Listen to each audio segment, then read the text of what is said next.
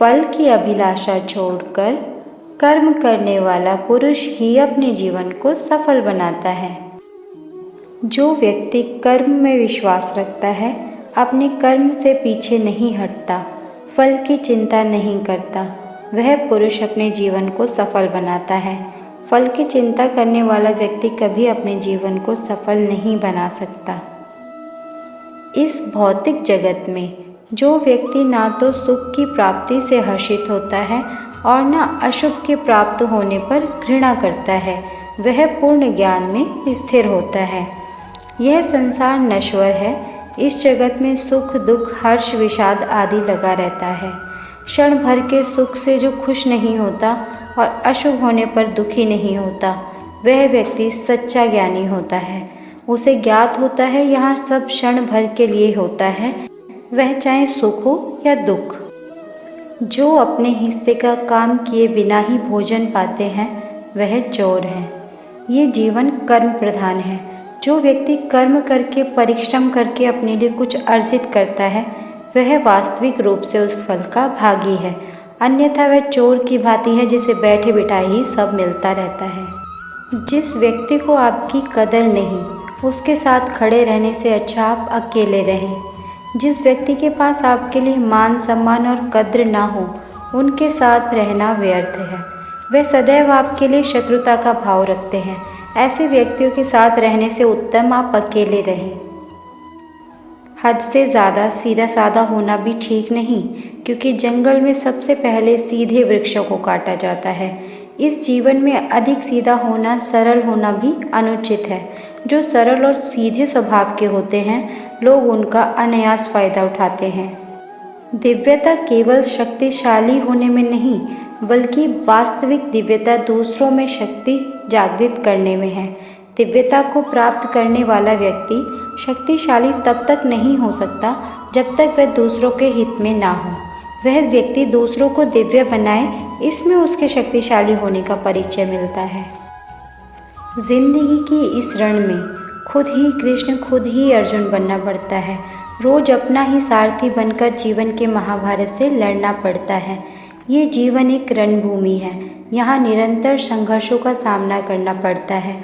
इस संघर्ष रूपी महाभारत में स्वयं अपना सारथी, अपना मार्गदर्शक और योद्धा बनना होता है।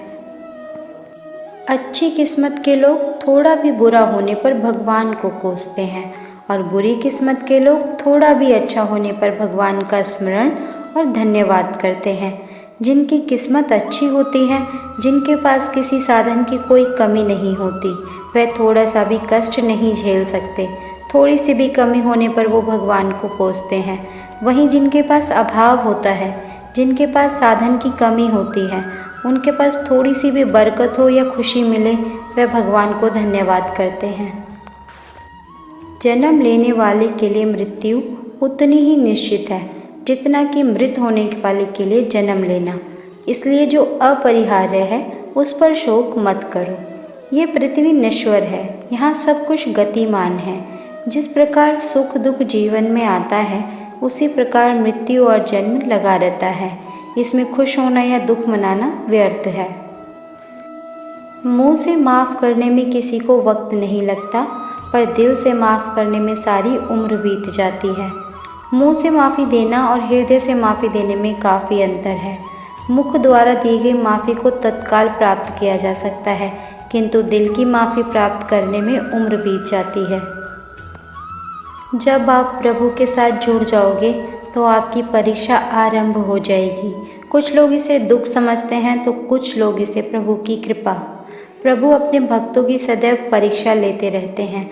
इस परीक्षा में भक्तों को अनेकों कष्टों का सामना करना पड़ता है। सामान्य लोग इसे अपना दुख मानकर पीछा छुड़ाते हैं, वहीं साधक तथा प्रेमी प्रभु की इच्छा समझकर उसका सामना करते हैं। जो है माखन चोर, जो है मुरली वाला, वही है हम सबके दुख दूर करने वाला। जो माखन चोर है, जो मुरली वाला है, वही सबके दुख हरने वाला है, संकट से बचाने वाला है और सुख का संचार करने वाला है। संसार के संयोग में जो सुख प्रतीत होता है, उसमें दुख भी मिला रहता है, परंतु संसार के वियोग से सुख दुख से अखंड आनंद प्राप्त होता है। सांसारिक सुख क्षणिक होते हैं। जो सुख आज प्राप्त हो रहा है वह सुख स्थायी नहीं है। यह सुख आपके साथ सर्वथा नहीं रहने वाला। आपको दुख भी प्राप्त होगा, परंतु संसार से वियोग अर्थात मुक्ति परम आनंद को प्राप्त कराती है। यह ईश्वर तक पहुंचाती है। संबंध उसी आत्मा से जुड़ता है जिनका हमसे पिछले जन्मों का कोई रिश्ता होता है, वरना दुनिया की इस भीड़ में कौन किसको जानता है। माना जाता है कि जीवन के पूर्व कर्मों का फल इसी जन्म में प्राप्त होता है। जितने भी रिश्ते नाते सुख दुख व्यक्तिगत जीवन में प्राप्त होते हैं वह पूर्व जन्मों का फल है, वरना कौन इतनी बड़ी दुनिया में आपसे दिल लगाता है। राधा कृष्ण का मिलना तो बस एक बहाना था। दुनिया को प्यार का सही मतलब समझाना था। राधा और कृष्ण दोनों अवतारी थे। दोनों का जन्म कुछ विशेष परिस्थितियों के लिए हुआ था। उन दोनों का मिलना बिछड़ना बस एक प्रक्रिया मात्र थी, जिसके माध्यम से प्रेम का वास्तविक रूप समाज में दिखाना था।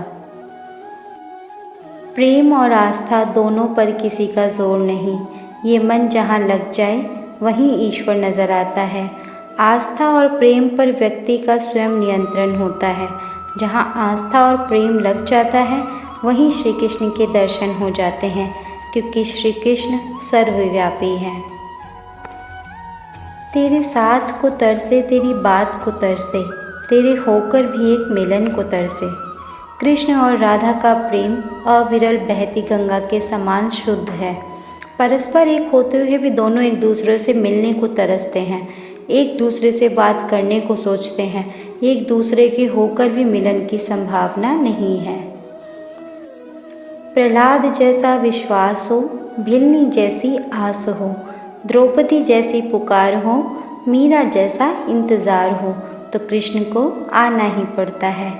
कृष्ण को जो भी भक्त सच्चे हृदय से पुकारता है वह उनके साथ सदैव खड़े हो जाते हैं।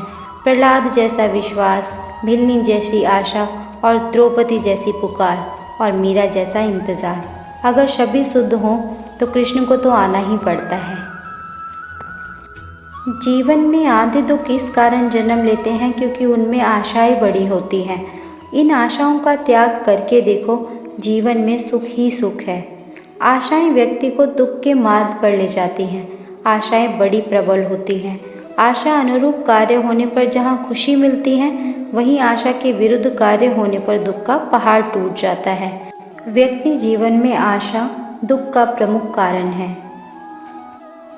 लोग कहते हैं अपनों के आगे झुक जाना चाहिए, किंतु सच बात तो यह है जो अपने होते हैं वो कभी झुकने नहीं देते। जो लोग ये कहते हैं कि अपनों के आगे झुकने में कोई बुराई नहीं है, उन्हें ये भी मालूम होना चाहिए कि जो अपने होते हैं वो हमें कभी भी झुकने नहीं देते।